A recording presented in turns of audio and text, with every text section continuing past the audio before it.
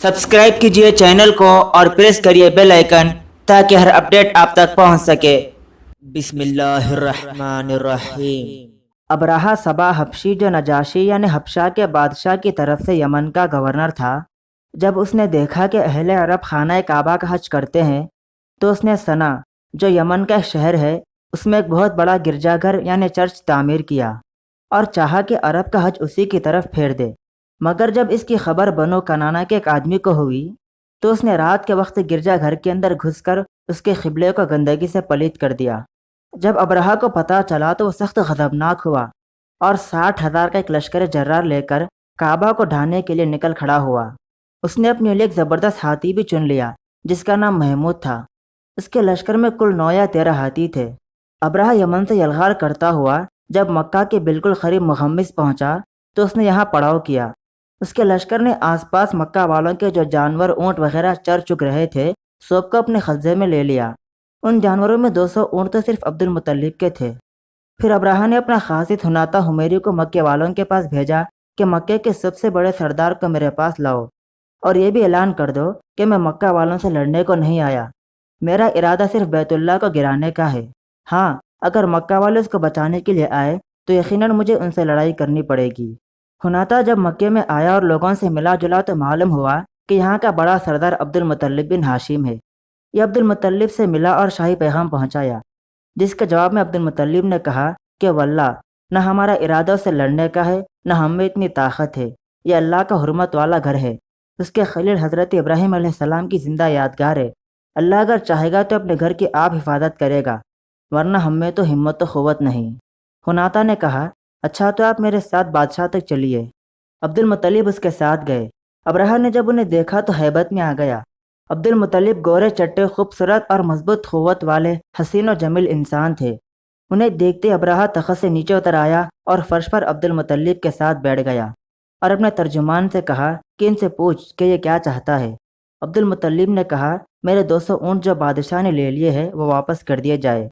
बादशाह ने कहा, इनसे कह दे कि पहली नज़र में तेरा रौब मुझ पर पड़ा था और मेरे दिल में तेरी दिक्कत बैठ गई थी, लेकिन पहले ही कलाम में तूने सब कुछ खो दिया।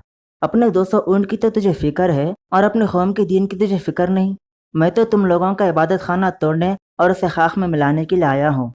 अब्दुल मुत्तलिब ने जवाब दिया, सुन बादशाह, ऊँट तो मेरे हैं, इसलिए उन्हें बचाने की कोशिश में मैं हूँ और खाना काबा अल्लाह ताला का है, वो खुद उसे बचा लेगा।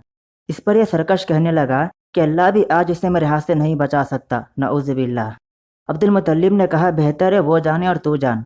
खैर अब्दुल मुत्तलिब तो अपने 200 ऊँट लेकर चल दिए और आकर खुरैश को हुक्म दिया कि मक्का बिल्कुल खाली कर दो, पहाड़ों में चले जाओ।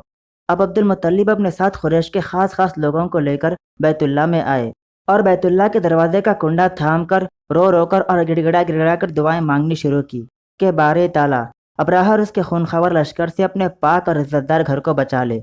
अब्दुल मुत्तलिब ने उस वक्त ये दुआ की, आए अल्लाह, बंदा अपने घर की हिफाजत करता है, तू भी अपने घर की हिफाजत फरमा। उनकी ताकत को तेरी ताकत पर गालिब मत आने देना, और अगर तू अपने घर को उनके हाथ बर्बाद होने देगा तो इसमें तेरी हिकमत है।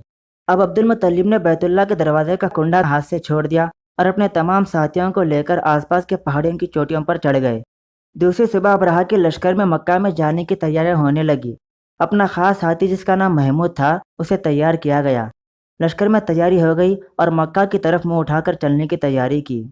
उस वक्त नफील बिन हबीब जो रास्ते में से लड़ा था और अब खैदी के तौर पर उसके साथ था, वो आगे बढ़ा और शाही हाथी का कान पकड़ लिया और कहा, महमूद बैठ जा और जहाँ से आया है वही खैरत के साथ चला जा, तो अल्लाह ताला के मोहतरम शहर में है। यह कहकर कान छोड़ दिया और भागकर खरीब की पहाड़ी में जाकर छुप गया। महमूद हाथी ये सुनते ही बैठ गया। अब 1000 कोशिशों के बावजूद वह ना उठा। लश्करी भी कोशिश करते करते थक गए, लेकिन हाथी अपनी जगह से हिलता ही नहीं। जब उसका रुख शुमाल जुनूब या मशरिक़ की तरफ किया जाता तो उठकर दौड़ने लगता, लेकिन जब उसका रुख काबे की तरफ किया जाता तो वह बैठ जाता। उसी दौरान अल्लाह ने चिड़ियों का एक झुंड भेज दिया जिसने लश्कर पर ठेकरे जैसे पत्थर गिराए और उसी से अल्लाह ताला ने उन्हें खाए हुए भूस की तरह बना दिया। ये चिड़िया अबाबिल और खुमरी जैसी थी। हर चिड़िया के पास 3-3 कंकरियाँ थी, एक चोंच में और 2 पंजों में, और वह कंकरियाँ चने जैसी थी। मगर जिस किसी को वह कंकरियाँ लग जाती थी उसके आधा कटना शुरू हो जाते और वह मर जाता था। ये कंकरियाँ हर आदमी को नहीं लगी थी, لیکن لشکر میں ایسی بھگڑ مچی کہ ہر شخص دوسرے کو رونتا کچلتا گرتا پڑتا بھاگ رہا تھا۔ پھر بھاگنے والے ہر راہ پر گر رہے تھے اور ہر چشمے پر مر رہے تھے۔ ادھر ابرہہ پر اللہ تعالیٰ نے ایسی آفت بھیجی کہ اس کی انگلیوں کے پر جھڑ گئے اور ثنا پہنچتے پہنچتے وہ چوزے جیسا ہو گیا۔ پھر اس کا سینہ پھٹ گیا، دل باہر نکل آیا اور وہ مر گیا۔ ابرہہ کے اس حملے کے موقع پر مکہ کے لوگ جان کے خوف سے گھاٹیوں میں بکھر گئے تھے اور پہاڑوں کی چوٹیوں میں جا کر چھپ گئے تھے۔ لیکن جب لشکر پر عذاب نازل ہو گیا تو وہ اطمینان سے اپنے گھروں کو پلٹ آئے۔ اسی واقعے کو اللہ تعالیٰ نے قرآن مجید میں سورۃ الفیل میں بیان فرمایا۔ اللہ تعالیٰ کا فرمان ہے، کیا تو نے نہ دیکھا کہ تیرے رب نے ہاتھی والوں کے ساتھ کیا کیا؟ کیا ان کے مکر کو بیکار نہیں کر دیا اور ان پر پرندوں کے جھنڈ بھیج دیے جو انہیں مٹی اور پتھر کے کنکریاں مار رہے تھے، پس انہیں کھائے ہوئے بھوسے کی طرح کر دیا۔ یہ واقعہ جس سال پیش آیا اس سال کو عام الفیل کہا جاتا ہے۔ عام الفیل کا مطلب ہے ہاتھی والا سال۔ بہت سے اہل سیر کے قول کے مطابق یہ واقعہ نبی صلی اللہ علیہ وسلم کی پیدائش سے صرف 50 یا 55 دن پہلے ماہ محرم میں پیش آیا تھا۔ اسی طرح کے علمی و معلوماتی ویڈیوز حاصل کرنے کے لیے ہمارے چینل کو سبسکرائب کر لیجئے اور بیل آئیکن ضرور پریس کریں۔ انشاءاللہ ملتے ہیں نیکسٹ ویڈیو میں۔ اللہ حافظ۔